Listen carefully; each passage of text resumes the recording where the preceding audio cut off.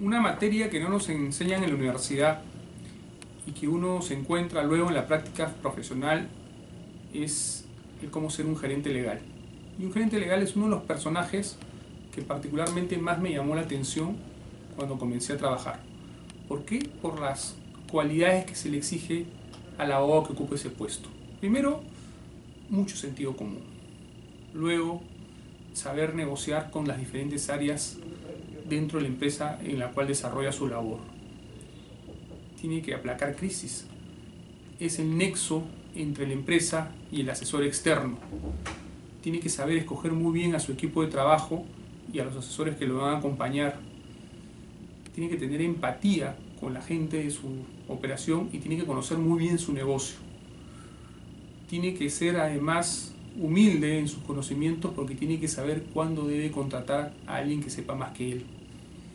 Todas estas características hacen que el gerente legal sea una persona muy especial, de mucha confianza y cuyo liderazgo va a determinar finalmente que las cosas salgan bien o mal dentro de una empresa cuando tienen algún problema de tipo legal o cuando tienen que prevenir o contratar o realizar gestiones jurídicas. Me he topado con gerentes legales de todos los tipos y lo que puedo decir es que cuando el gerente legal es un tipo con mucha solvencia, tanto profesional como moral y conocedor de su campo, el trabajo al abogado externo se le facilita muchísimo y que encuentra además de un colega a un amigo. Por estas razones es que para rendirle homenaje a este personaje y saber qué es lo que hace, le solicité a 5 de grandes amigos míos, excelentes abogados y que ocupan el cargo de gerencia legal en grandes empresas, que nos expliquen cuál es su labor, en qué consiste, cuáles son las dificultades de las mismas y qué es lo que hacen en su día a día. Bueno, un gerente legal en una empresa lo que hace es gestionar la actividad legal en forma directa. Esto es, desde el punto de vista, por ejemplo, contractual, poder tener la capacidad de negociar y prestar asesoría a las áreas comerciales o las de compras para los contratos con clientes y proveedores, poder atender todas las consultas o interrogantes o tener un respaldo realmente desde el punto de vista legal a todo lo que es el negocio de la empresa y de paso brindar la seguridad jurídica que el mismo negocio, las operaciones y los mismos funcionarios requieren. La función legal, por lo tanto, como gerente legal, requiere conocer profundamente del negocio de la empresa porque ahí está el valor que ofrecen. Es decir, tiene que conocer qué es lo que está haciendo la empresa y cómo lo hace para que cuando surja un incidente legal, o mejor aún, si es que se puede advertir antes que suceda, el gerente legal actúa y le presta el respaldo que requiere esa operación. Bueno, es el abogado de todos los asuntos legales, va a dar redundancia. Se encarga, en mi caso, ¿no? Probablemente otros gerentes legales vean otras cosas, ¿no? Asuntos societarios, contractuales, procesales, administrativos, ¿no? La defensa anti-Indecopi, por ejemplo, en mi caso Superintendencia de Seguros, Ministerio de Trabajo y bueno, procesos judiciales, arbitrales, consultas en general, ¿no? De todo un poco, ¿no? En mi caso... Yo veo al gerente legal como una suerte de administrador de riesgo, ¿no? Por ejemplo, en nuestro caso tenemos que controlar que las autorizaciones que nos otorga el Estado peruano para operar estén al día, no tengamos contingencias por el lado regulatorio, evitar o minimizar los riesgos de demandas o denuncias, interactuar con otros gerentes, por ejemplo el gerente de recursos humanos, para ver la situación de contratación laboral de los trabajadores y de los que cesan.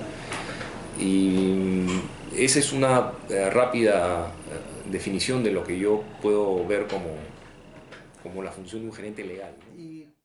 Entonces, nuestra función es que las decisiones que tome la empresa en los distintos funcionarios incorporen la perspectiva legal a efectos de que se cumplan las normas y que estas decisiones ya contengan una visión legal que permita prevenir conflictos.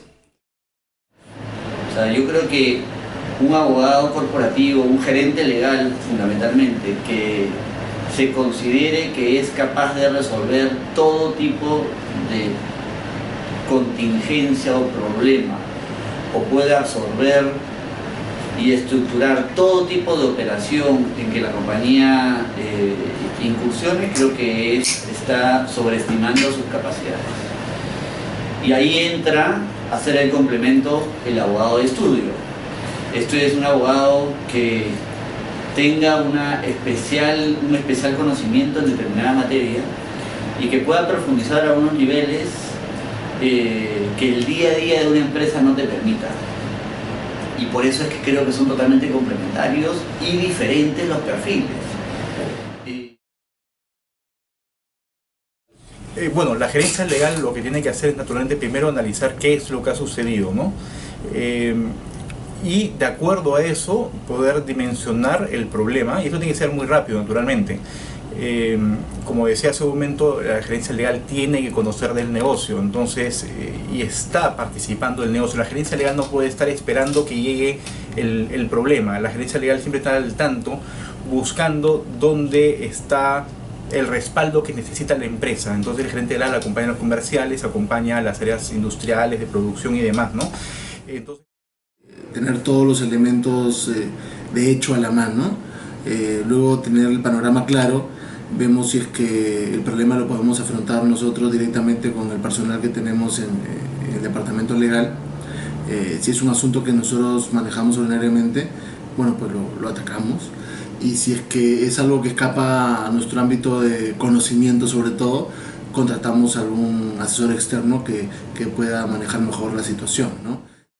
De mantener la cabeza fría y de actuar inmediatamente, haciendo las llamadas, haciendo las consultas pertinentes. Cuando hay crisis, normalmente no es el abogado solo que la va a resolver, sino esto, digamos, se conforma un equipo dependiendo del problema que exista, y también el abogado se apoya en asesores externos para que de una mirada externa independiente el problema pueda ser mejor abordado lo más objetivamente posible. La gerencia legal funciona o reacciona de manera inmediata, ¿no? Evaluando cuál es la crisis, qué tipo de equipo, tanto interno como asesores externos, se requiere para poder establecer una estrategia adecuada, con una visión integral del tema, ¿no? Y una vez que uno tenga el equipo y la estrategia, es dirigir que las cosas se realicen de acuerdo con esa estrategia, ¿no? Lo que hay que hacer es ver de qué se trata, quién nos está denunciando, si es una crisis de una ejecución de una carta fianza, por ejemplo, lo que hay que hacer es evidentemente ver cuál es la posición del banco desde el punto de vista crediticio. En este caso, el banco tiene los respaldos de garantías, en fin, suficientes para enfrentar este tema, no los tiene, ver cuáles son los documentos que se han firmado. Hay primero una labor de inmediato, eso es una labor que se tiene que extinguir en la primera media hora de conocida la crisis, de ver de qué estamos hablando. Luego de ello, el gran tema, oye, ¿se requiere o no se requiere un conocimiento particular externo para tener una posición sólida respecto a la crisis? Y ahí evidentemente es tener un abogado con la suficiente capacidad de decir necesito un conocimiento adicional o no me es necesario un conocimiento adicional. Ya nos explicaron en qué consiste su función, cuáles son las dificultades, cuál es su día a día. Ahora, un tema que nos interesa mucho a los abogados externos es qué criterios manejan para seleccionar a sus colaboradores. Si lo que buscan es al abogado, lo que buscan es al estudio, cuáles son las características que debe tener el abogado que van a contratar cuando tienen que afrontar una crisis, que son elementos importantes que nos sirven a su vez a nosotros, quienes funcionamos como externos, para saber qué es lo que se quiere, cuál es la valla que debemos pasar, qué es lo que nuestro estudio o nosotros mismos debemos vender. Sin ninguna al mismo tiempo. Lo que sucede es que cada crisis o no necesariamente crisis, sino cada actividad que requiera un asesor externo, pues hay dos elementos que finalmente por los cuales uno recurre al abogado externo. Puede ser desde una recomendación como un abogado reputado o de repente un servicio más especializado. hay estudios grandes con grandes abogados, pero que el servicio puede ser más distante del cliente, ¿no? Entonces uno evalúa qué es lo que necesita para atender la incidencia. No quería dejar de comentar de que el abogado de estudio, ya, bueno, los abogados siempre se nos compara con los médicos, ¿no? Haciendo una analogía, una similitud. Digamos que el abogado del gerente legal, el abogado de empresa, es un abogado generalista que conoce mucho del negocio. Es, digamos, un médico de cabecera, si queremos hacer la comparación. Mientras que cuando ya el paciente tiene un problema más serio, más específico, que el médico de cabecera, que es el del día a día, no puede atender, pues lo deriva a un médico especializado. Entonces depende. Bueno, en realidad la decisión para contratar a un abogado es independiente de que se trate de un asunto de crisis o no de crisis, ¿no? Yo no hago ninguna diferencia en este caso. Si es un asunto que nosotros necesitamos de un experto, contratamos a la persona, al menos en mi caso, ¿no? A mí no me interesa o no tomo en consideración en qué estudio de abogados trabaja el abogado, sino de acuerdo a las referencias que tengo de la persona o de pronto ya de lo que lo conozco, decido a quién contratar independientemente del estudio en que se encuentra, ¿no? Es más, normalmente cuando un abogado en el cual nosotros confiamos, si cambia de estudio de abogados, yo voy a seguir a ese abogado, ¿no? Independientemente de dónde trabaja. No busco un buffet de renombre en donde hayan una gran cantidad de abogados. Prefiero yo buscar al abogado que en ese momento, y por la especialidad y por el conocimiento mío de actuación en otros temas, me puede ayudar o está más cerca a ayudarme en contribuir a manejar la crisis que se me presenta, ¿no? Tiene que ver con la capacidad del asesor externo de también ponerse en mi lugar, de no simplemente darme un consejo legal, sino de elaborar toda una estrategia que normalmente... Mayor énfasis le pongo al prestigio al abogado. Finalmente los estudios son un grupo de profesionales que se juntan para ejercer el derecho, y en el estudio o en los estudios siempre hay todo tipo de perfiles, ¿no? Entonces básicamente busco el prestigio del abogado con el soporte de un estudio que tenga un equipo y una infraestructura adecuada para poder prestarnos una ayuda inmediata y especializada en el tema que se necesite. Yo creo que no hay una respuesta única a esa pregunta. Y me explico. Si por ejemplo nos encontramos frente a una crisis de imagen, donde hay un medio de televisión, un medio de comunicaciones que va a sacar un reportaje negativo que le impacta al banco en uno u otro sentido. Ahí en realidad pensar en que hay que pedir la opinión del estudio X, Y o Z para no nombrar ninguno y que le queden otros afuera, resultaría ocioso, porque terminas pidiendo la opinión a un profesional no muy conocido dentro de, evidentemente, un estudio conocido. Y el sustento que se va a requerir para salir de esa crisis es la opinión del técnico, no la opinión del estudio. Y por eso es que en esas crisis, en realidad lo que hay que buscar es al técnico, independientemente si este técnico está incorporado a un estudio grande o no. Sin embargo, si por ejemplo la crisis es una demanda millonaria de un estudio y que está patrocinada por un estudio relevante, ahí el tema puede cambiar. Porque evidentemente no hay que desconocer que más allá de que el estudio es un conjunto de personas que pueden ser muy técnicas o no tan técnicas, el estudio per se te involucra una estructura de representación que va más allá de un abogado particular. A nosotros nos ha pasado que teniendo una contingencia, una controversia con un estudio muy de peso al frente, hemos buscado al técnico que estaba migrando de un estudio, estaba justamente en la etapa de migración de una estructura muy grande a una estructura más unipersonal. Y no nos ha ido muy bien. Y eso es, de alguna manera, un ejemplo claro de que siempre la estructura del estudio que acompaña es importante en determinados casos. Bueno, ya nos mostraron ellos cuál es su labor, los criterios que utilizan para seleccionar a sus colaboradores externos. Ahora es importante saber qué es lo que requieren para ganarnos su confianza.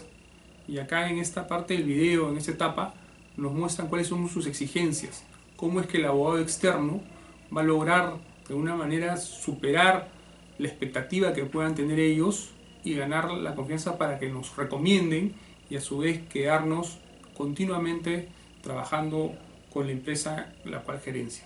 Muchas gracias. Creo que lo principal es que el cliente se sienta seguro y se sienta confiado con ese abogado. Me ha pasado, y a todos nos ha pasado, que de pronto tenemos que lidiar con un abogado que no nos contesta las llamadas, o que no está disponible, o que no nos presta la atención, y para el cliente lo más importante es resolver el problema y pronto, ¿no? Quizás ese abogado externo tenga otros casos más importantes, pero para el cliente su caso es el más importante. Entonces, la confianza, valoro mucho la confianza que se genera cuando uno pues puede llamar, mandar un correo, tiene facilidad de contactar a un abogado, y si no lo contacta inmediatamente le responde las llamadas, que el abogado sintonice bien en la problemática y atienda personalmente el tema y no lo lee un equipo que no conocemos, digamos, y que realmente esa relación de cercanía es un valor agregado que creo los estudios están trabajando más para brindarlo, porque se han percatado que es bastante valioso, por encima de la reputación de los abogados que tienen, que muchas veces son reputaciones que bien merecidas, pero que finalmente para el cliente no resultan al final valiosas cuando no se siente bien atendido, ¿no? Por decirlo de alguna manera. El abogado que se vende como un sabelotodo es un farsante, para mí por definición. Entonces una persona que te dice las cosas transparentemente y que reconoce abiertamente qué cosa puede hacer y qué cosa no, ya para mí es una gran cosa, ¿no?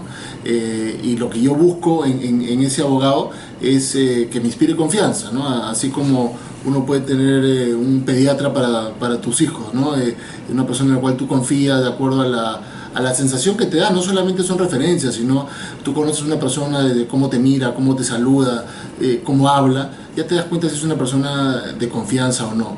Entonces lo que yo busco primero es, como digo, que me dé confianza en cuanto a su forma de hablar, su forma de mirarme, su forma de dirigirme a mí, en la forma como se dirige a mí, perdón, y obviamente tomo en consideración sus antecedentes académicos, eventualmente su cartera de clientes también, ¿no? Un abogado que tiene clientes importantes te da pues cierta confianza adicional, ¿no? Pero yo me debo sentir cómodo con él, tengo que tenerle mucha confianza. ¿Y qué es lo que a mí me transmite confianza?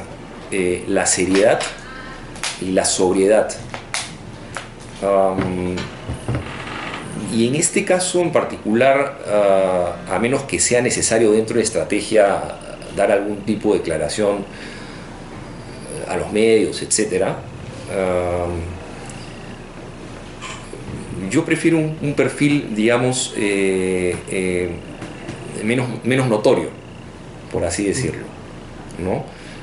Básica, ni siquiera, obviamente, estoy siempre evaluando habilidades, destrezas, ¿no? En temas trabajados en otra oportunidad, o también uno se basa mucho en las recomendaciones de abogados, ¿no? De colegas míos a los que yo les tengo mucha confianza. A ver, básicamente tiene que ser una persona confiable, y evidentemente el tema de confiabilidad es un tema que se demuestra, ¿no? Tiene que ser una persona que esté disponible, que conozca su tema y que conozca también el negocio, ¿no?